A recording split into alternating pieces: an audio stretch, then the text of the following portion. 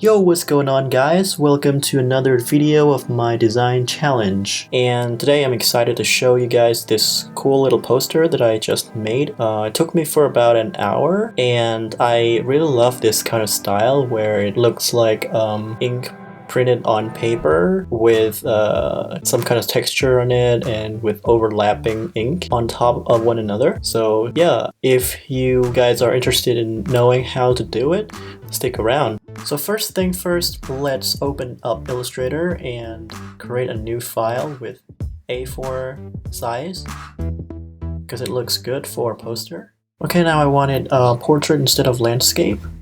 So just click the portrait mode above when you're on the artboard tool. Here I'm just going to lay the text for the poster and I'm choosing DIN alternate bold as it looks good for this type of content. And I'm just gonna write just fucking do it, because why wait for it to happen? Just create something awesome every day. Just fucking do it. Okay, now we need to make these blocks of text align to something, so I'm going to make a grid to make everything in order.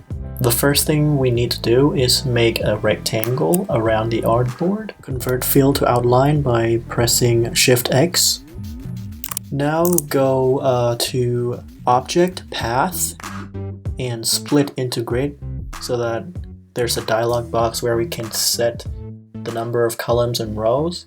I'm thinking that 7 rows is good. 6 columns is nice as well. And then I'm gonna add some gutter for the rows and columns, like 10 points each. Next, I'm gonna create a new grid layer so it doesn't interfere with the rest of the working layers.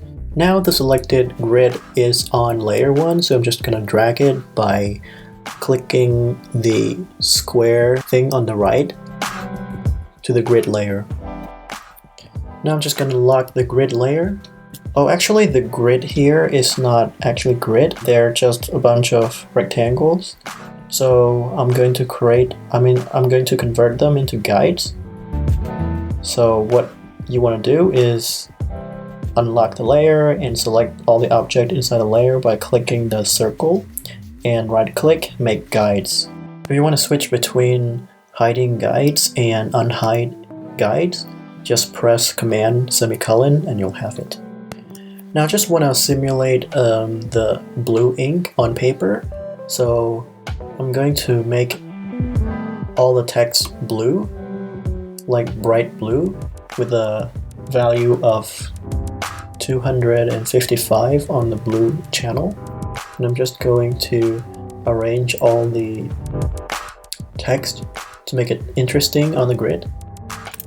Now, how can we forget about the Nike logo when we say just fucking do it? So here we are. I'm just gonna grab the logo from the internet in SVG form and paste it on the Illustrator file. Now, don't forget to make different layers for each color because we're going to convert the Illustrator file into Photoshop later and modify each layer to make textures.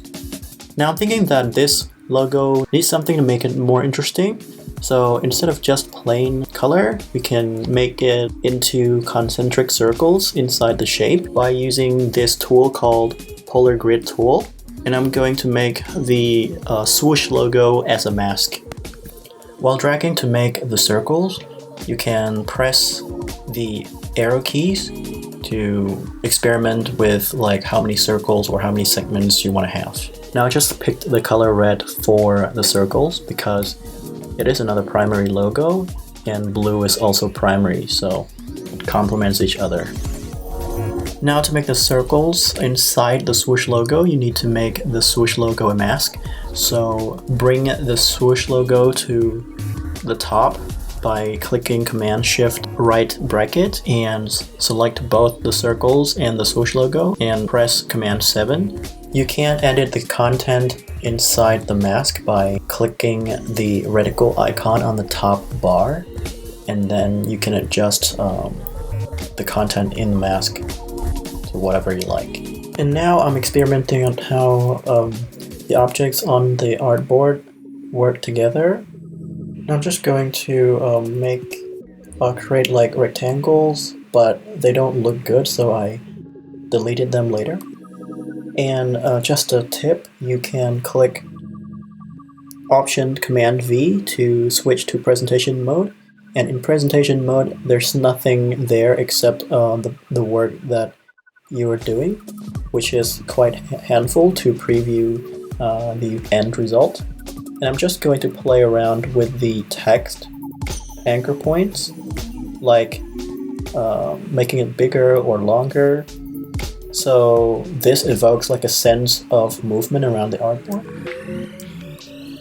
Now the design is almost there, but I think we can add a little more touch onto it, like some more text. So I'm going to Wikipedia and pick the text of Just Do It and its history to fill the frame.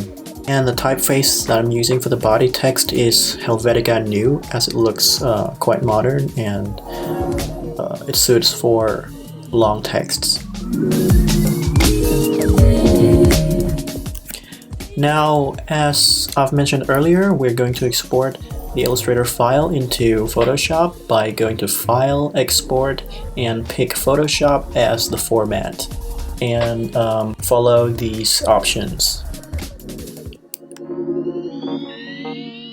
As you guys can see, in our Photoshop file, we have different layers dedicating to each color. So now I'm making a new layer, which is a background layer. I'm going to make it a bit like slightly blue to give it a feel of like a tinted paper. Now we can change the color of the layer by double-clicking the layer and clicking color overlay and pick the desired color. Okay, now we arrive at the exciting part, giving the final touches to the poster. First of all, I'm going to go to Google and find a inks texture so that we can make our image feel like the ink is washed out a little bit. So I'm going to right click on this image and select copy image, so the texture is in the clipboard. Here inside each group we have like multiple layers for each object, so in order to make this simpler, I'm going to make one group into a single layer by right clicking and selecting merge group. Now before we apply texture onto each layer, we need to make a mask first. So just click this icon to make a mask. Now hold Option and click the mask layer to edit the content of the mask. Now paste the image that we just copied into the mask. And as you can see, the darker the area, the more washed out it looks. So we don't want that, we want to invert to the opposite, so just Command I to do it. Now it looks good, but I want the edges to not look washed out like that, and I want it to be a little bit more subtle. So I'm just going to expand the area. Okay, awesome. This looks closer to the final result that I want. So I'm just going to repeat the process for the other layers as well. Now for the background texture, I just want it to be as subtle as possible. So I'm just going to create another texture layer because our layer now is just the light color. So I want the texture to be blue. And now what I'm going to do is I'm going to adjust the levels by clicking Command L and adjust the parameters. Just make it as dark as possible with only a little bit of white. That'll do. And now I just want to make it look a little bit more imperfect to add some character to our design. So I'm just going to tilt it a little bit. And then we're done. Congratulations, we just fucking did it.